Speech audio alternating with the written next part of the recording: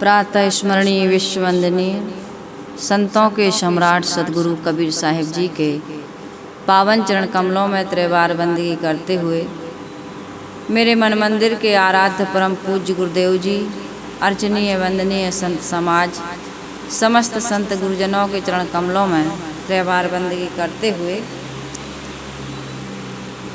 Sumedha Sahib short channel से जुड़े हुए समस्त श्रोता बंधुओं को, माता बहनों को, नन्हे मुन्ने प्यारे प्यारे बच्चों को, आदरणीय बुजुर्ग दादा दादियों को, सभी को सुबह की हार्दिक शुभकामनाएं हैं।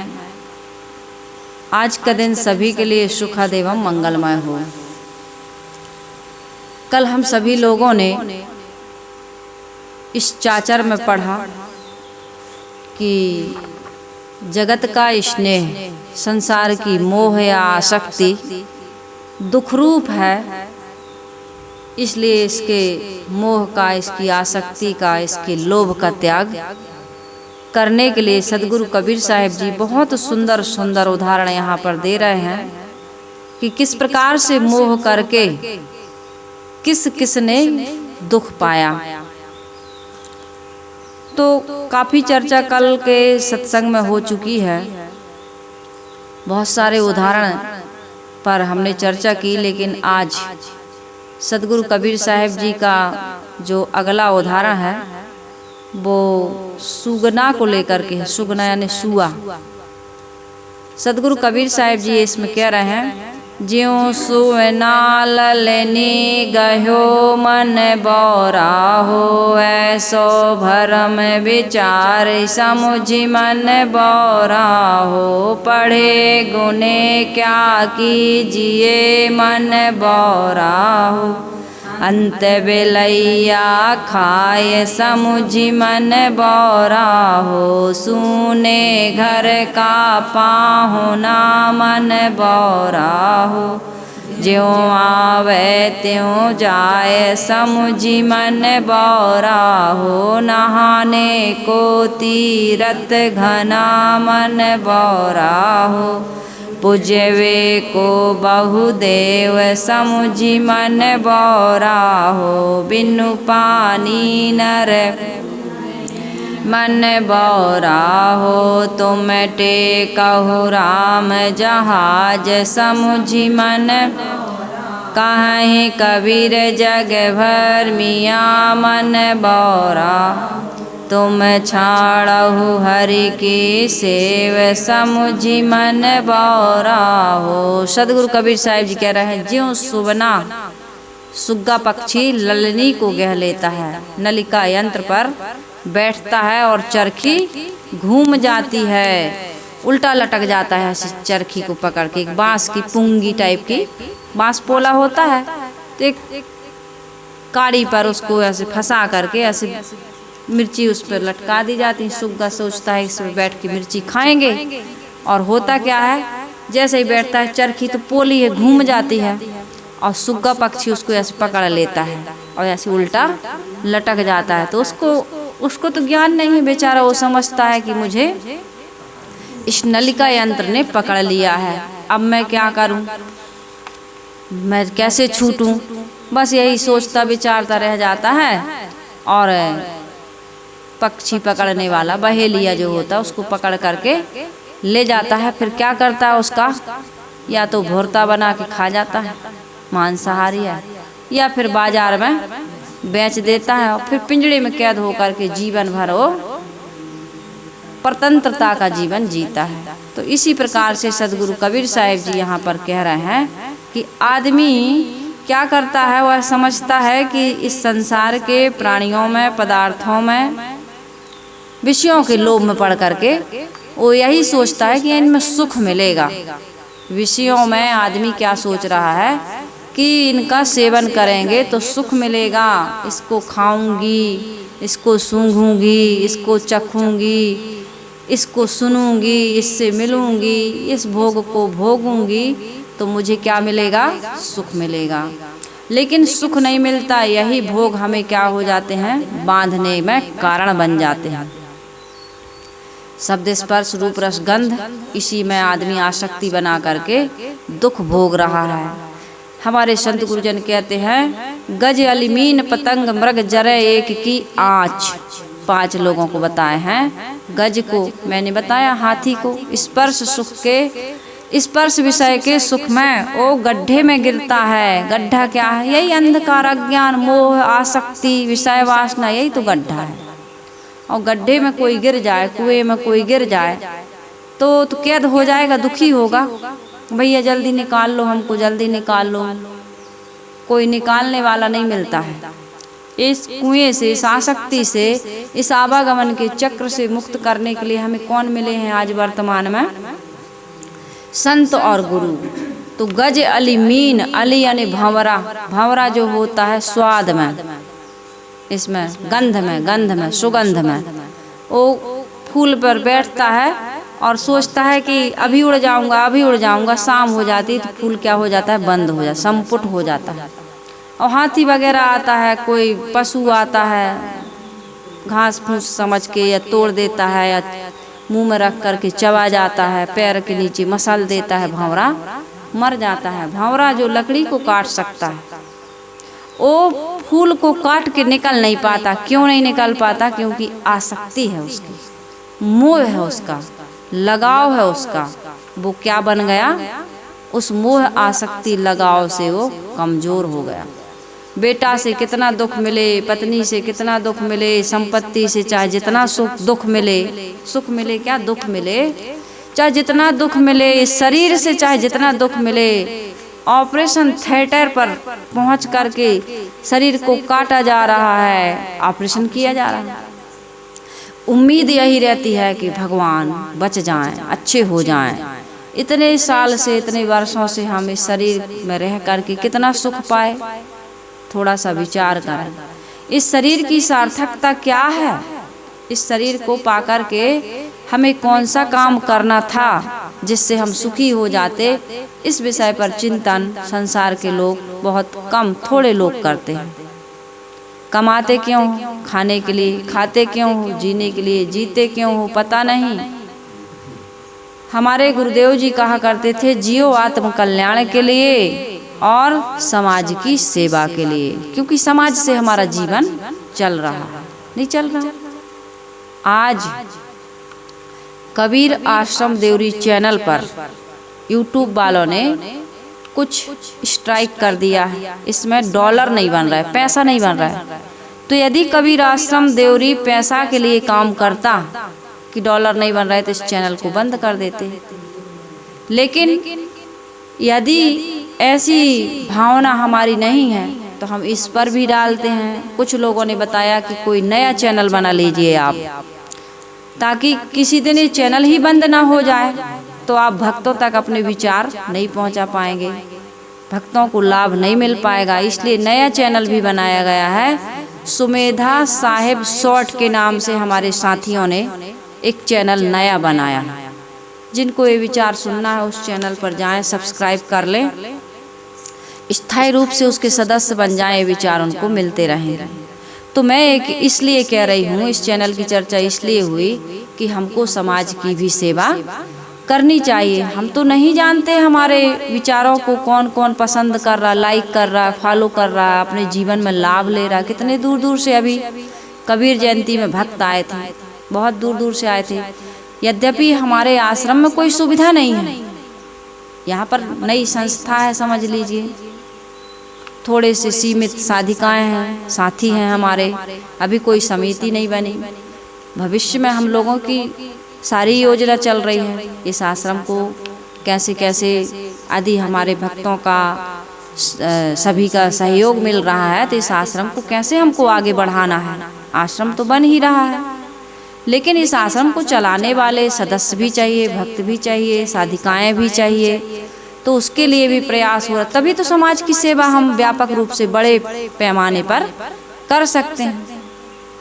यहाँ आने जाने वालों के लिए कोई सुविधा नहीं है। 3 किलोमीटर सीधा रेलवे लाइन से आना पड़ता है पैदल, और 5 किलोमीटर 4.5 किलोमीटर रोड से घूम के। यहाँ कोई वाहन नहीं चलता, प्राइवेट वाहन में लोग छोड़ने के लिए उनको तैयार करना पड़ता है, कि निवेदन करना पड़ता है, प्रार्थनाएं करनी पड़ती हैं, भाई हमारे भक्त आए हैं, इनको ले जाइए, इनको छोड़ दीजिए, इनको ले आइए, है ना।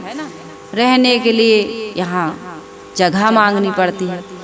इतनी प्रतिकूलताओं के बाद, इतनी अव्यवस्थाओं के बाद भी हमारे मन में ये भाव है कि हम समाज की सेवा करें। यदि कोई हमारी सेवा से प्रसन्न है, दुख मुक्त हो रहा है, समस्याओं का समाधान पा रहा है, तो हमारा कर्तव्य क्या बनता है कि थोड़ा सा हम भी परिश्रम करें, परेशानी उठाएं।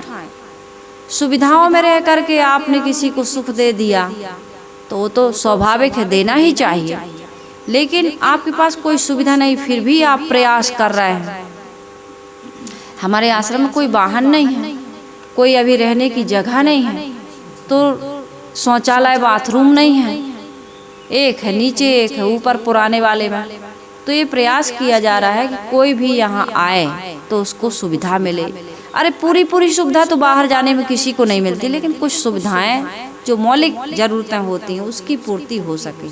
तो ये हम प्रयास कर रहे हैं ना, कि भाई प्रयास करेंगे तो किसी दिन हो सकता है हमारे भक्तों को पूरा लाभ मिले। अभी तो विचारों से लाभ मिल रहा है, दूर से सुन रहे हैं, सोचते हैं कि साहिब जी एक बार आश्रम आएंगे, दूर हैं हम, इसलिए एक बार तो हम जरूर आएंगे। हमें भी संकोच बस कहना ही पड़ता है कि भाई आइए, लेकिन यहाँ की समस्याएं तो हम जान रहे हैं ना, कि उन समस्याओं को कैसे फेस करेंगे या हम भी कैसे इनकी सेवा कर पाएंगे। विचारों के माध्यम से तो सेवा हो रही है, लेकिन दर्शन लाभ चाहते हैं, इस भूमि में आना चाहते हैं, है ना। ये तो देवरी आश्रम ये हमारे शरीर की जन्मभूमि भी है। इस शरीर में, जिस शरीर से सेवा हो रही है, इसकी जन्मभूमि है।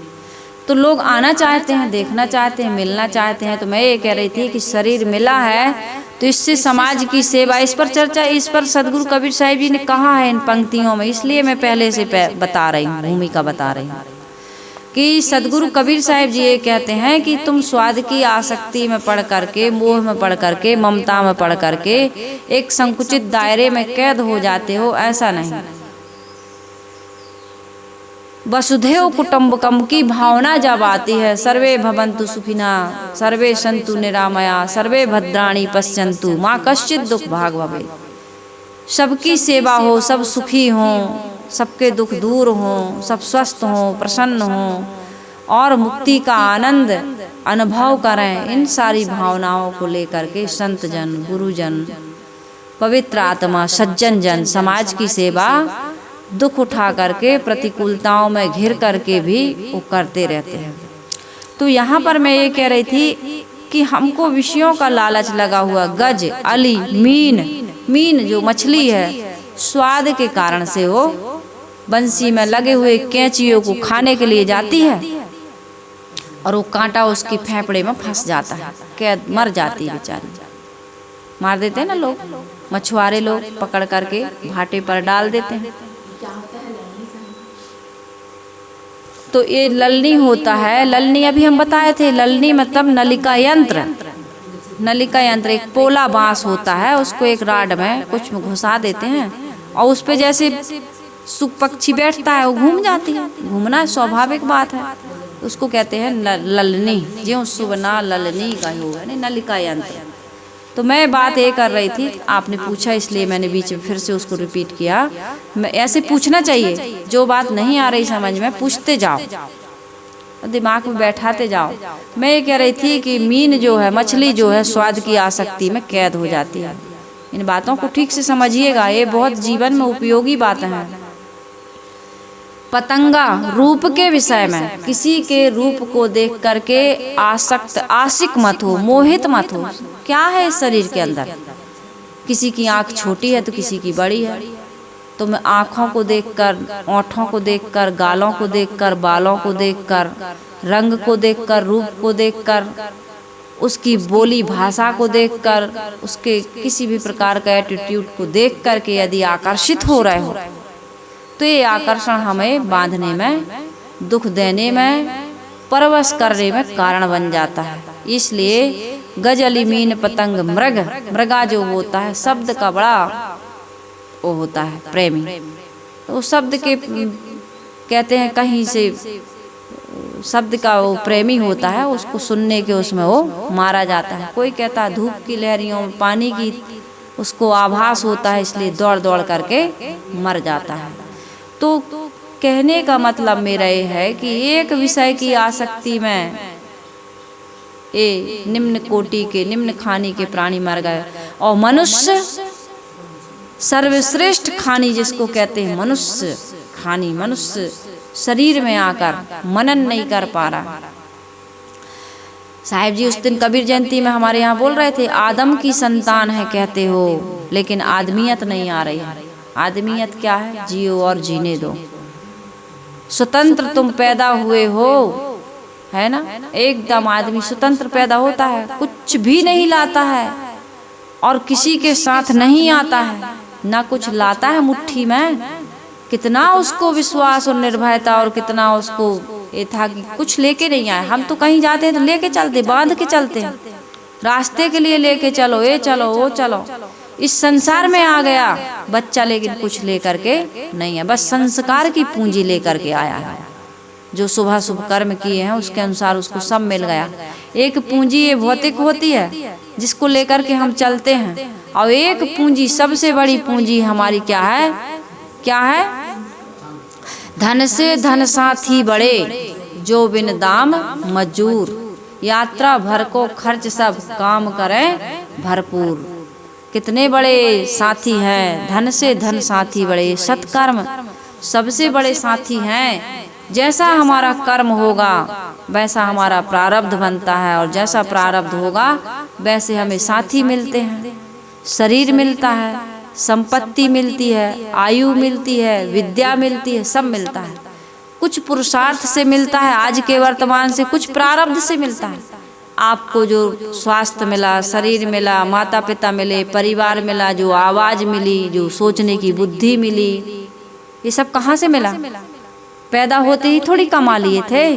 कुछ चीज़ें प्रारब्ध के अनुसार मिलती हैं, और कुछ आज पुरुषार्थ करके। मुझे आवाज़ मिली, मेरा गला बहुत अच्छा है, प्रकृति की देन है, मान लीजिए।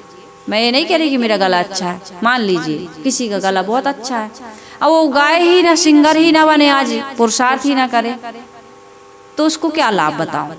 हमको ये शरीर मिला है, इस शरीर से हम अच्छे काम ना करें, अपने आत्म कल्याण का काम ना करें, समाज की सेवा का काम ना करें, तो किस काम का? गुरुदेव जी कहा करते थे, टट्टी पेशाब बनाने की फैक्ट्री है ये शरीर। यदि हम अपने आत्म कल्याण समाज की सेवा नहीं कर रहे हैं तो क्या बना रहा है? मल मूत्र ही तो बना रहे हैं। दिन भर खाते हैं, उसी के लिए दिन भर कमा रहे हैं और खा रहे हैं, और सुबह रात में जो सोए सुबह उठे तो क्या करते हो? सबसे पहले मल मूत्र का विसर्जन ही तो करते हो, कि कोई और अच्छा काम करते हो? सबसे पहले उठ के बिस्तर से क्या काम करते हैं हम लोग? शरीर की गंदगी बाहर, तो शरीर गंदगी बनाने का काम कर रहे हैं हम।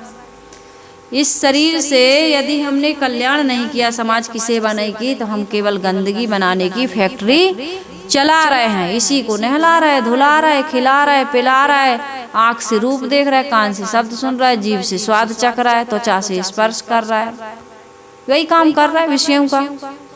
तो सदगुरु कबीर साहिब जी कह रहे हैं कि ज्यों शुभ ना ललनी गयो मन बोरा हो, ऐसो भरम विचार समुझ मन बोरा हो। ऐसा भरम विचार करो मन में।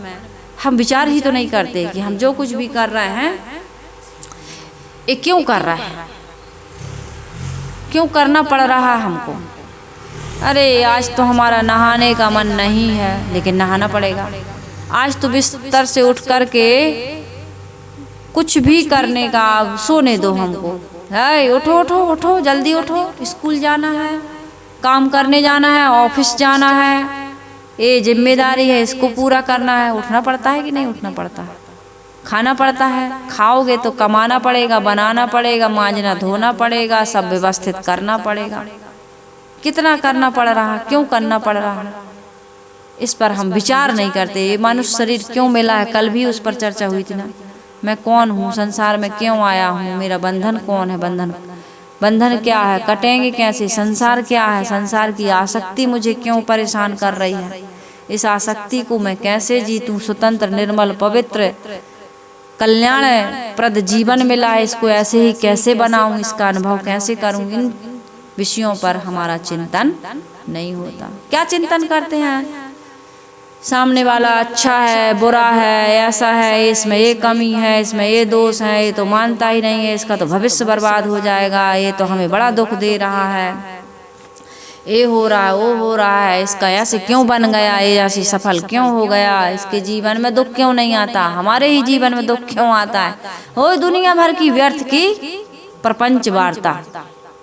कितने लोग जो बना रहे हैं, खा रहे हैं, उसी की चर्चा कर रहे हैं। अब आधा समय चला गया बनाने खाने में, उसको कमाने में, और आधा समय चला गया उसकी चर्चा में। तो सदगुरु कबीर साहिब जी कह रहे हैं, ज्यों सुबना ललनी गयो मन बोरा हो, ऐसो भरम विचार समझ मन बोरा हो। हम सोचते हैं इसी को खाने पीने, देखने सुनने सूंघने में, इसी की चर्चा करने में, इसी को कमाने में, इसी को सजाने में, इसी को व्यवस्थित करने में हमें बड़ा सुख मिलेगा। लेकिन सदगुरु कबीर साहिब जी कह रहे हैं कि जैसे सुग्गा पक्षी लाल मिर्ची खाने के लोभ में कैद हो जाता है, जीवन भर दुख पाता है, पिंजड़े में पड़ा पड़ा मर जाता है, इसी प्रकार से तुम भी इस संसार के विषय भोग, ममता, मोह, आसक्ति में पड़े पड़े मर रहे हो, लेकिन विचार नहीं कर रहे। विचार करना चाहिए। करहूँ विचार तो सब दुख जाई, बिना विचारे जो करे सो पीछे, बोलो सो पीछे। और आगे, काम बिगाड़े आपनो और जग में होए हंसाए। बिना विचारे शादी कर लो, बिना विचारे बीड़ी पी लो, बिना विचारे शराब पी लो, मांस खा लो, लड़ाई झगड़ा कर लो, व्यभिचार कर लो, बिना विचारे कि परिणाम क्या होगा, तो बाद में पछताओगे कि नहीं। लेकिन हमारे गुरुजनों ने कहा कि अब पछताए होत क्या, जब चिड़िया चुग गई खेत। एक भूल काफी है जिंदगी भर रुलाने के लिए, पछताने के लिए। इसलिए भाई खूब सोच समझ करके संसार में विचार करके ही काम करो। जो व्यक्ति पहले विचार करता है, बाद में कार्य करता है, किसी भी प्रकार का डिसीजन लेने के पहले थोड़ा सा डिस्कस कर लो, बुद्ध जनों से, प्रबुद्ध जनों से, ज्ञानियों से, विवेकियों से, समझदार लोगों से। शादी करना है या कोई विषय भोग को भोगना है, पहले उनसे गहराई। झूठ भी बोलते हैं लोग, जय जंजाल फंसे पितु माता, पुत्र फंसा वहीं कहीं कुशलाता। संसार के लोग विचार थोड़ी कर रहा है, और उन्हीं अविवेकियों से पूछ करके हाँ हमने काम कर लिया, तो जैसे वो दुखी हैं बाद में हम भी दुखी रहते हैं। तो किसी भी प्रकार के ममता, मोह, आसक्ति को हमें अपने जीवन में स्थान नहीं देना है। निर्मल प्रसन्न जीवन जीना है, स्वतंत्र जीवन जीना है। लेकिन स्वतंत्रता का मतलब स्वच्छंदता, ऐसा नहीं कि हम कुछ भी देखें, कुछ भी सुने, कुछ भी खाएं, हम तो मन के मालिक हैं, ऐसा वाला स्वतंत्रता नहीं कह रही हूँ। स्वतंत्रता का स्वतंत्र, स्वयं का तंत्र, स्वयं का राज्य, मेरे ऊपर किसी का कोई अधिकार, किसी का कोई दबाव, किसी विषय के बिना मैं रह ना सकूं, ऐसा मेरे जीवन में परिस्थितियां ना हो। मैं स्वयं ऐसी परिस्थितियां निर्मित करती हूँ कि अब दिल नहीं लग रहा, मन नहीं लग रहा, देखे बिना, सुने बिना, सूंघे बिना, चखे बिना, खाए बिना, भोगे बिना मन ही नहीं लग रहा, नींद ही नहीं आ रही, बिस्तर पर करवट बदल रहा है, करवट बदल बदल के रात बिताऊं मैं, क्या मतलब निकलेगा बताओ। इतनी सुंदर जवानी, इतना सुंदर जीवन मिला, करवट बदल बदल के रात रात जाग करके इधर उधर भटक करके जीवन को बर्बाद कर दिया, मिला क्या, अंततः मिलेगा क्या, इस पर हमें थोड़ा सा विचार कर लेना चाहिए। साहिब कहते हैं, ऐसो भरम विचार समुझ मन बोरा, पढ़े गुड़े गुने क्या कीजिए मन बोरा हो, अंत बिलैया खाए समुझ मन बोरा हो। पढ़ने के लिए गुरुदेव जी ने कहा है कि बहुत सारी साधक जो है साधना करना चाहता है, जो आत्म कल्याण चाहता है, शांति चाहता है, सुख चाहता है, प्रसन्नता चाहता है, निर्मलता चाहता है, पवित्रता चाहता है, मानव जीवन को सफल सार्थक बनाना चाहता है, उसको ज़्यादा पढ़ने लिखने के चक्कर में, डिग्री प्राप्त करने के चक्कर में नहीं पढ़ना चाहिए। क्योंकि आप बाहर की डिग्री ये हमारे अध्यात्म में कोई काम आने वाली नहीं है। हाँ, आपको पढ़ना है तो पढ़ने के लिए सदगुरु कबीर साहिब जी हों, उनका जीवन देख लो, सदगुरु विशाल साहिब जी का जीवन देख लो, हमारे गुरुदेव जी का जीवन देख लो, कितना पढ़े थे वो। स्कूल का मुंह भी नहीं देखा था गुरुदेव जी ने, तो एक कक्षा में 6 महीने पढ़े और दूसरी कक्षा में भी ऐसे ही पढ़ पाए। और कितनी पुस्तकों का उन्होंने सृजन किया, इतनी बड़ी संस्था, और इतना देश विदेश में उनका नाम हो गया। तो गुरुदेव जी ये कहते हैं भाषा, व्याकरण, इतिहास, दर्शन सब पढ़ना चाहिए, लेकिन गुरु के संरक्षण में रहकर, एक पवित्र रहनी और आचरण के दायरे में रह करके, ऐसे संगी साथियों के साथ में रह करके। अब आप पढ़ने जाओगे स्कूल कॉलेज, तो वहाँ कुसंस्कारी बच्चे बच्चियाँ होते हैं, उनका कुसंस्कार हमारे जीवन में लग जाता है। जिसके साथ का संगत, कहते ना, मानव को जैसा संग मिले, कपड़ों को जैसा रंग मिले, वह उसी रंग में रंगता, जीवन का कण कण खिलता है। सत्संगत जीवन का कण कण खिलता है। सत्संग से सुख मिलता है। ये सत्संग जो मैं सुना रही हूँ, ये तो है ही सत्संग। सत्संग का अर्थ सत्य का संग करो। एक कुसंस्कारी लोग असत्य का संग करा देते हैं। बीड़ी पियो बड़ा मजा आएगा, उस लड़की से मिलो बड़ा मजा आएगा, उस लड़के से मिलो बड़ा मजा आएगा। क्या दुनिया के कितने कितने गंदे गंदे वर्ड बोलते रहते हैं, गाना गाते रहते हैं, कैसे कैसे मैसेज करते रहते हैं, कैसी कैसी रील्स डालते रहते हैं, शरीर के साथ कितनी छेड़खानी करते रहते हैं। ये शरीर जो हमें मिला है, इसको बहुत जतन से, बहुत संभाल करके रखना चाहिए। एक बार ये मशीन बिगड़ गई तो ये बाहर की मशीनों के तो नए पार्ट्स मिल सकते हैं, लेकिन इस मशीन के पार्ट्स मिलना सरल और संभव नहीं है। दुर्लभ, मानुष जन्म दुर्लभ है। मनुष्य शरीर बड़ा बेशकीमती है। इस शरीर के समान कीमती कोई शरीर नहीं है। इसलिए इस शरीर को साहिब कह रहे हैं, पढ़े गुने क्या कीजिए मन बोरा हो, अंत बिलैया खाए समझ मन बोरा हो। तुम पढ़ गए, लिख गए, बड़े विद्वान बन गए, भाषा व्याकरण और दर्शन के बड़े तुम ज्ञाता हो गए, लेकिन अंत में तुमने मिला क्या? बिल्ली रेस जीती, रेस में उसने रेस लगाई, जीत गई, तो मिला क्या उसको? है तो बिल्ली की बिल्ली ही। तुमने इतना कमाया, इतना सब योग्यता प्राप्त की, अंत में तुमने एक मकान बनाया, कुछ गाड़ियां खरीद ली, एसी लगवा लिए, पत्नी और पति या बच्चे बना लिए, तो इससे मिलेगा क्या? क्या मिला बताओ? कितना सुख मिला, कितनी शांति, कितनी तृप्ति, कितनी अमरता मिल गई, कितना आत्मज्ञान मिल गया, कितना सुख और संतोष मिल गया? मिला नहीं, और घट गया। और तृष्णा, इच्छा, वासना, कुसंस्कार बढ़ते जा रहा है, मोह ममता आसक्ति बढ़ती जा रही है। तुम अकेले थे तो थोड़ी चिंता थी, अब तुमने 4 बनाए तो चौगनी चिंता होने लगी। गुरुदेव जी कहा करते थे, राण रोए शेर शेर। जो राण है, जिसका पति मर गया या जिसने पति यही नहीं बनाया, उसको कभी ऐसा लग सकता है। कितने लोगों को ऐसे लग जाता है, यार शादी करा लेते तो पति सेवा करता, सहयोग करता, बच्चे हो जाते तो सेवा, ये मूर्खता। कितने लोगों को ऐसा मन में आ जाता है, संसार में रह रहे हैं।